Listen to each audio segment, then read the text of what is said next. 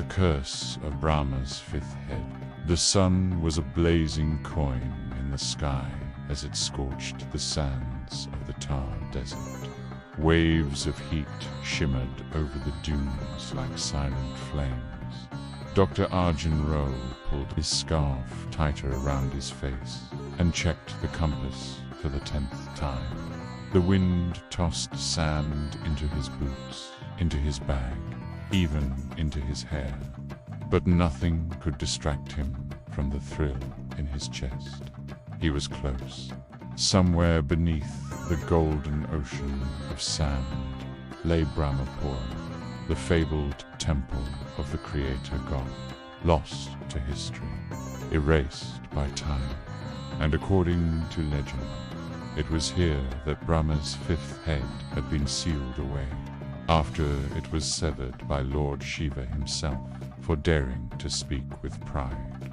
No one knew what had become of it until now. "The map ends here," said Meera, brushing sweat from her brow. She was sharp, fearless, and skeptical of every legend they pursued. But even she couldn't deny the truth before them. Ancient pillars, broken and half-buried, rose like sleeping giants from the dunes. Each bore carvings of lotus petals, swans, and four-faced figures. Arjun stepped forward, brushing sand from an inscription chiseled into the stone archway. The Sanskrit glowed faintly under the sunlight. "Only those who bow lower than the Creator may enter his mind." With a deep breath, he stepped through the Hall of Mirrors. Inside, the air was cool and heavy. The walls shimmered, covered in hundreds of ancient mirrors. Arjun saw himself in every reflection, but not just as he was now.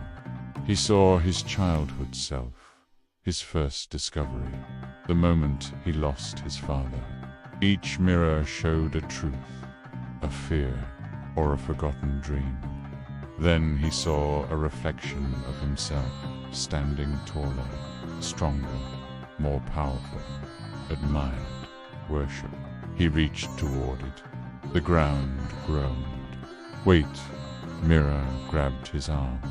"That's not you. That's who you want to be." Arjun paused, then turned to a mirror showing a tired man, unsure but honest.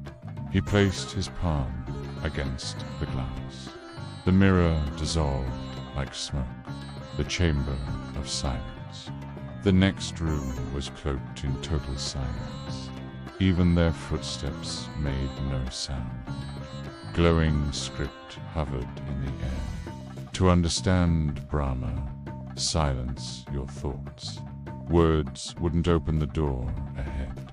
Pushing or touching had no effect. Meera sat cross-legged in the center of the room and closed her eyes. Arjun followed. He breathed slowly. Memories rose. Pride, regret, the chase for glory. He let each one drift away. And then the door opened, soundlessly. The illusion chasm. The path led to a massive stone bridge over a swirling abyss. Shadows danced below. Serpents, warriors, and phantoms of gods and demons twisted in the mist.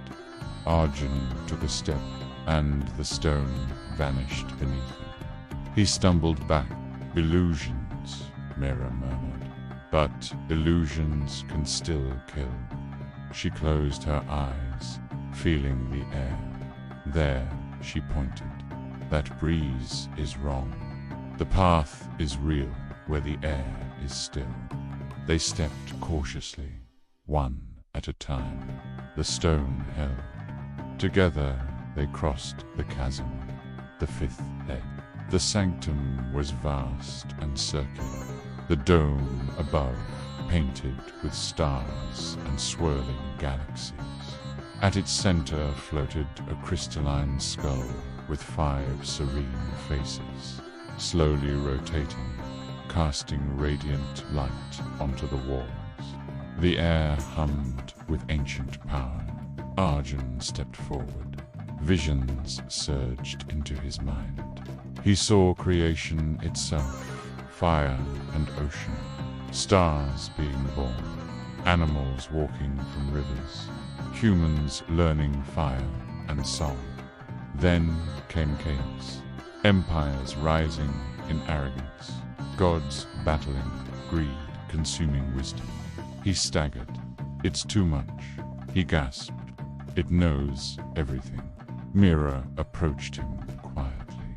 Remember what it said outside. Bow, lower than the Creator. This isn't about power, Arjun. It never was. With trembling knees, Arjun knelt. The light dimmed. The fifth head shimmered on, broke apart into dust, floating like starlight. In its place, a scroll descended, glowing gold. He took it with reverence.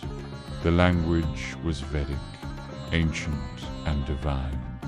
Lost verses, forgotten truths. Epilogue back at the university in Jaipur.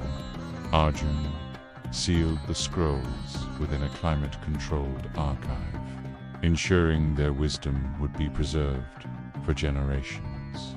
They found no gold, no jewels, but they had uncovered something greater: humility, truth, and the legacy of a god who once had 5 heads and chose to lose one to preserve balance. Somewhere in the desert, the temple of Brahmapura returned to sleep beneath the sands, waiting for the next pilgrim, not seeking power, but understanding. Click.